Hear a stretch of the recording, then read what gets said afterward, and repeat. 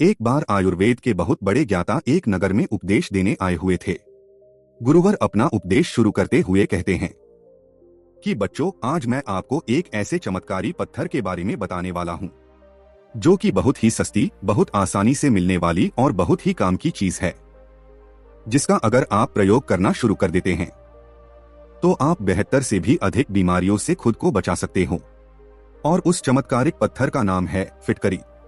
इस पत्थर को इंसानों के लिए वरदान कहा जाता है और मां प्रकृति द्वारा इंसान को दी हुई सबसे चमत्कारी चीजों में से एक इस पत्थर को माना जाता है।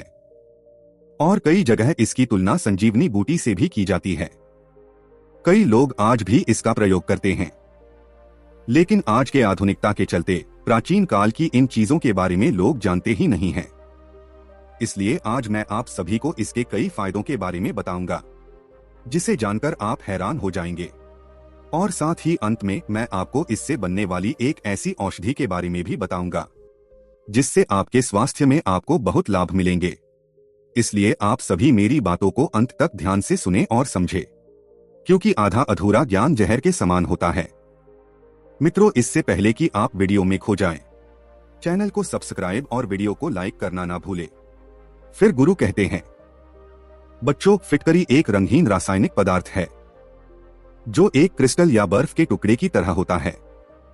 यह सेंधा नमक की तरह चट्टानों में मिलती है। अब आप समझिए कि आपको इसे कैसे इस्तेमाल करना है, कहां इस्तेमाल करना है और कितना इस्तेमाल करना है, किस समस्या के लिए कितना और कैसे इस्तेमाल करना है, और इसके साथ ही कहां पर इसे इस्तेमाल नहीं करना है। सबसे पहले आप समझिए कि फिटकरी हमारे त्वचा के लिए कैसे फायदेमंद है। कई बार लोगों की बगल यानी अंडरआर्म्स का रंग काला हो जाता है और इसके लिए यह वरदान के समान है। अगर आप इसे गीला करके नहाने के बाद अपने बगल में अंडरआर्म्स में लगाते हैं तो आपका अंडरआर्म्स जो काला हो गया है वो धीरे धीरे आपके शरीर के रंग की तरह बदल जाएगा। फिटकरी का इस्तेमाल नेचुरल डिओड्रेंट के रूप में भी आप कर सकते हैं, क्योंकि इसमें ऐसी प्रॉपर्टीज होती हैं जो कि खराब बैक्टीरिया के वजह से होता है, जो बदबू करने वाले बैक्टीरिया को कंट्रोल करके बॉडी स्मेल को कम करती हैं। फिटकरी में मौजूद एंटीबैक्टीरियल प्रॉपर्टीज बॉडी में स्मेल कॉजिंग बैक्टीरिया की ग्रोथ को कम करके अंडरआर्म्स में होने वाली स्मेल को कम करते हैं।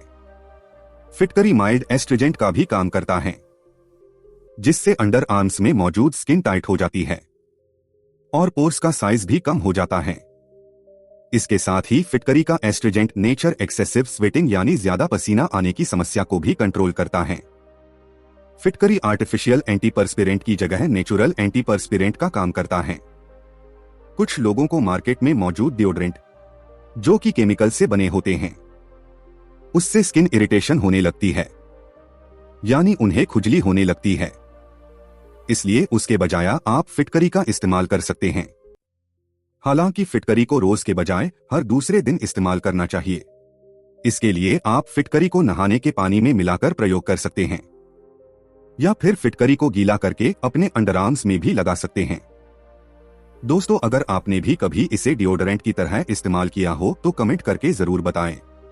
फिर गुरु कहते हैं, कई बार ज्यादा देर धूप में रहने से हमारे शरीर का रंग काला हो जाता है, जिसे टैनिंग भी कहते हैं। तो अगर आप पानी में भिगाकर इसे उस जगह पर कुछ देर 5-6 मिनट रगड़ते हैं, फिर उसे कुछ देर छोड़ देते हैं और फिर इसे साफ पानी से धो लेते हैं, तो फिर आप देखेंगे कि सिर्फ 3 दिन के अंदर आपको फर्क दिखना शुरू हो जाएगा। अगर आपको कोई चोट लग गई हो या फिर घाव हो गया हो और उससे लगातार खून आ रहा हो, तो फिटकरी के पानी से घाव को धो ले चाहिए। इससे खून बहना बंद हो जाता है। फिटकरी के पानी की जगह आप फिटकरी को महीन पीसकर भी प्रयोग में ला सकते हैं। फिटकरी में antibacterial, anti inflammatory, anti microbial, antibiotic गुण पाए जाते हैं, जिसकी वजह से ये इन्फेक्शन होने से रोकता है और घाव को जल्दी ठीक करने में भी मदद करता है। बहुत से लोगों को त्वचा से संबंधित समस्या हो जाती है, जैसे एक्जिमा, खुजली होना, शरीर पर छोटे छोटे दाने हो जाते हैं। वहां पर आप इसे गीला करके इस्तेमाल कर सकते हैं। इसके लिए आप फिटकरी को पीस लेना है, जिसके बाद यह आपको पाउडर के रूप में मिला जाएगा। फिर आपको 2 चम्मच नींबू का रस लेना है और उसमें चुटकी भर फिटकरी का पाउडर मिला लेना है।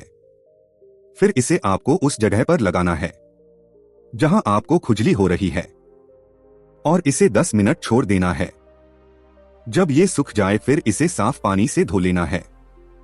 फिर गुरु कहते हैं कि अब आप समझिए कि आप फिटकरी का इस्तेमाल चेहरे पर कैसे कर सकते हैं। अगर किसी के चेहरे पर काले धब्बे यानी डार्क स्पॉट्स हो गए हैं तो फिटकरी को गीला करके इस्तेमाल कर सकते हैं। लेकिन अगर काले धब्बे ज्यादा है तो फिटकरी के पाउडर को गुलाब जल में मिलकर इसका इस्तेमाल आपको करना है। फिर इस लेप को सूखने देना है और फिर सूखने के बाद इसे गुनगुने पानी से धो लेना है। लेकिन अगर आपकी त्वचा रूखी है तो इसके बाद मॉइस्चराइजर जरूर लगा लेना है। फिटकरी में मौजूद एस्ट्रिजेंट प्रॉपर्टीज पाई जाती है जो कि स्किन को टाइट करती हैं।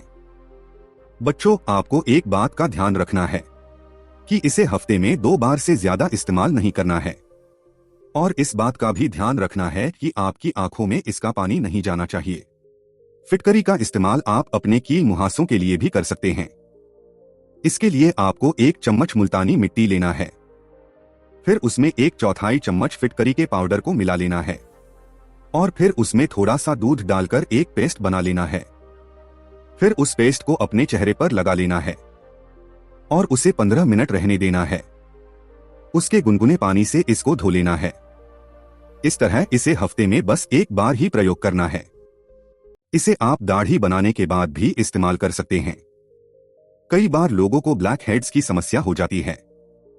इसके लिए भी आपको फिटकरी को गुलाब जल के साथ इस्तेमाल करना है और गुनगुने पानी से साफ कर लेना है। जो लोग थ्रेडिंग और वैक्सिंग करवाते हैं उन्हें भी फिटकरी का इस्तेमाल जरूर करना चाहिए। अब बात करते हैं आपके मुंह की। ये मुंह के लिए बहुत ही फायदेमंद होता है। अगर आपके मुंह से खराब गंध आती हो, कोई बैक्टीरिया हो, मसूड़ों से खून आता हो, झंझनाहट होती हो, तो फिटकरी का 1 चुटकी पाउडर पानी में डालकर इसका कुल्ला कर सकते हैं। जिन्हें अल्सर की समस्या रहती है वो इसे शहद में मिलाकर इस्तेमाल कर सकते हैं। इसके लिए 1 चम्मच शहद लेना है और 1 चुटकी फिटकरी मिला लेना है। फिर जहां कहीं भी अल्सर हुआ हो वहां पर मसाज कर लीजिए और उसके बाद कुल्ला कर लेना है। अच्छे से अपने मुंह को साफ कर लेना है। इसके 1-2 इस्तेमाल के बाद ही आपको फर्क दिखने लगेगा। इसे हफ्ते में 2 बार से ज्यादा इस्तेमाल नहीं करना है। आपके दांतों के लिए ये बहुत ही चमत्कारिक है। ये दुनिया का बहुत ही अच्छा टूथपेस्ट है। कई लोग आज भी इसका इस्तेमाल करते हैं। थोड़ा सा फिटकरी का पाउडर लेंगे और फिर उसमें थोड़ा सा सेंधा नमक मिलाकर ब्रश करना है।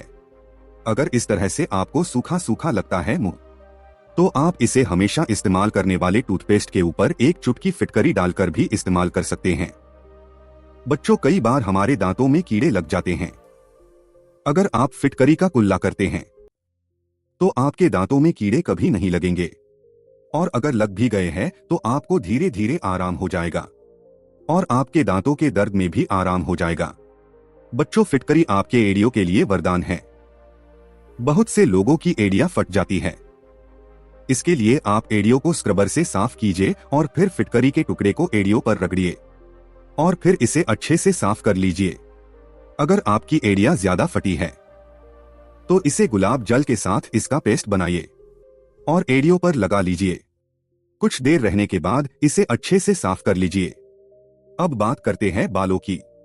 अगर आपको डैंड्रफ हो गया है तो इसके पानी से अपने बालों को धुलिए या फिर आप इसे अपने शैम्पू में 1 चुटकी पाउडर मिलाकर फिर इस्तेमाल करिए। इससे आपका डैंड्रफ कम होने लगेगा। इस तरफ से बाल धुलने के बाद आप बालों में तेल जरूर लगा लेना है क्योंकि इससे आपके स्काल्फ बहुत रूखे रूखे लगेंगे। इसके साथ ही फिटकरी पानी को भी पीने लायक बना देती है। 10 लीटर पानी में आपको 10 ग्राम फिटकरी को मिलाना है। फिर देखेंगे कि पानी में जितना भी गंदगी है सब नीचे बैठ जाएगा। अब आप समझिए कि किसे फिटकरी को नहीं इस्तेमाल करना है। बहुत ही कम लोग हैं जिन्हें यह सूट नहीं करता है। इसे पहचानने के लिए आप फिटकरी के टुकड़े को गीला करके अपने हाथों पर 10-15 बार धीरे धीरे रगड़ना है और उसे 15-20 सेकंड ऐसे ही छोड़ देना है। उसके बाद हाथों को धुल लेना है। अगर आपको उस जगह खुजली होती है, आपका हाथ लाल हो जाता है तो इसका मतलब आपको यह सूट नहीं कर रहा है। तो ये इस चमत्कारिक पत्थर के फायदे। बच्चों, अब आपको उस चमत्कारिक चीज के बारे में बताने जा रहा हूं जिससे आप पुरानी से पुरानी कफ का इलाज कर सकते हैं, और उसे कहते हैं स्फटिक भस्म। अब आप समझिए कि इसे किस किस बीमारी में इस्तेमाल किया जाता है, इसको कैसे बनाया जाता है, इसे लेते वक्त आपको कौन कौन सी सावधानी बरतनी है, और किसे लेना है और किसे नहीं, और किसे अपने आयुर्वेदिक डॉक्टर के सलाह के बाद लेना है। ये सभी बातें आप ध्यान से समझिए। फिटकरी से बनने वाली इस भस्म को तुवरी भस्म, शुभ्र भस्म, कांक्षी भस्म के नाम से भी जाना जाता है। आयुर्वेद में इसे कई बीमारियों का काल भी कहा गया है। इसमें डिटॉक्सिफाइन, एंटी हेमोस्टैटिक, कसैले, एंटी प्यूरिटिक, एंटी इंफ्लेमेटरी या एंटी माइक्रोबियल गुण होते हैं। आयुर्वेद में चिकित्सा के लिए फिटकरी का इस्तेमाल बहुत पुराने समय से किया जा रहा है। रस तरंगिणी में इसे पित्त कफ नाशक कहा गया है। चरक संहिता में भी इसके बारे में बताया गया है। अब आप समझिए कि इसे किस बीमारी में इस्तेमाल कर सकते हैं। स्फटिका भस्म को पुराने से पुराने कफ को सुखाने के लिए किया जाता है। निमोनिया हो, टॉन्सिलाइटिस हो, किसी भी तरह का ब्लीडिंग डिसऑर्डर हो, चाहे मेंस्ट्रुअल ब्लीडिंग 7 दिन से ज्यादा होने लगती हो, ट्यूबरक्लोसिस में वोमिटिंग होती हो, खून की उल्टी होती हो, इन सभी बीमारियों के लिए भस्म बहुत ही चमत्कारिक है। अगर कहीं पर चोट लग गई है तो उस जगह इसे इस्तेमाल करने से वहां खून रुक जाता है और खून का थक्का बन जाता है। किसी को लंग्स की दिक्कत हो, आंखों की दिक्कत हो, जो लोग ज्यादा धूम्रपान और नशे की चीजों का सेवन करते हैं तो उनके शरीर में कई तरह के विषाक्त जमने लगते हैं, जिसे ये भस्म शरीर से निकालने का काम करता है।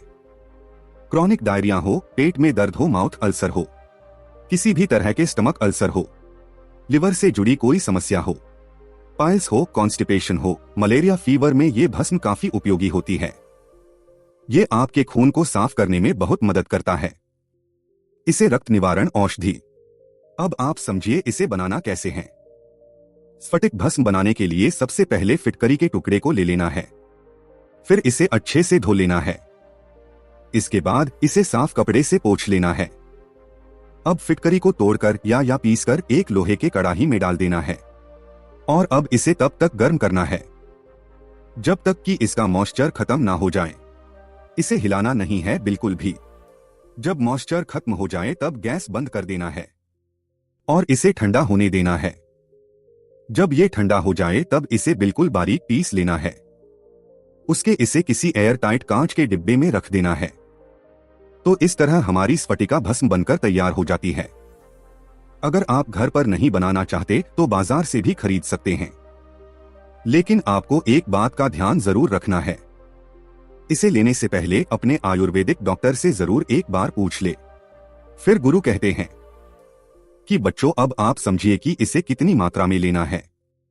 आप स्फटिका भस्म को दिन में 1 से 2 बार सिर्फ एक चुटकी ले सकते हैं खाने के बाद। आप इसे शहद के साथ, शक्कर के साथ लेना है।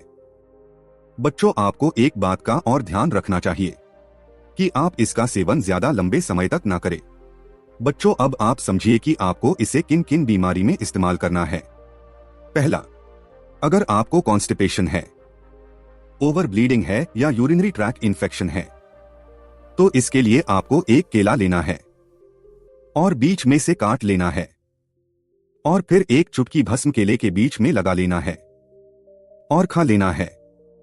दूसरा, जिसे भी शरीर में कहीं कट जाता है तो इसके लिए इस भस्म को घी के अंदर मिलाकर पेस्ट बना लेना है, फिर इसके बाद इसे वहां पर लगा लेना है। तीसरा, अगर किसी को मुंह में छाले हो गए हो, मसूड़ों से खून आता हो, दांतों में कोई समस्या हो तो इसके लिए आपको 1 कप पानी लेना है और उसमें चुटकी भर स्फटिका भस्म मिला लेना है और फिर उससे कुल्ला कर लेना है और फिर साफ पानी से धो लेना है। अगर दांतों में किसी भी तरह की कैविटी है तो थोड़ा सा हल्दी लेंगे और उसमें थोड़ा सा भस्म, नमक और थोड़ा सा सरसों का तेल उसमें डालेंगे। सब मिला करके एक पेस्ट बन जाएगा।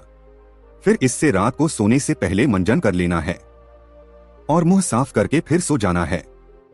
चौथा, अगर किसी को काशी, जुकाम, ज्यादा कफ हो गया है तो इसको शहद के अंदर मिला करके लेना है। बच्चों, हर किसी का शरीर एक जैसा नहीं होता। कोई वात, कोई पित्त तो कोई कफ प्रवृत्ति का होता है। किसी का वजन कम है तो किसी का ज्यादा। इसलिए कभी भी स्फटिक भस्म का प्रयोग बिना आयुर्वेद डॉक्टर के सलाह के बिना नहीं लेना है, क्योंकि हर किसी के शरीर के हिसाब से ही इसकी मात्रा तय होती है, क्योंकि किसी चीज की अति भी नुकसानदायक होती है। बच्चों, अब आप समझिए कि इस भस्म को किसे नहीं इस्तेमाल करना है।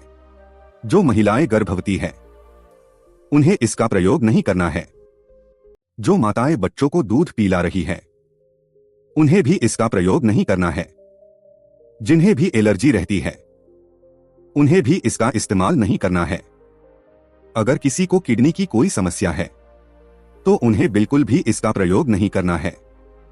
जिनको हाई बीपी है वो डॉक्टर के सलाह के बाद ले सकते हैं, लेकिन जिनको लो बीपी की समस्या है उन्हें डॉक्टर के सलाह के बाद भी इसे नहीं प्रयोग करना है।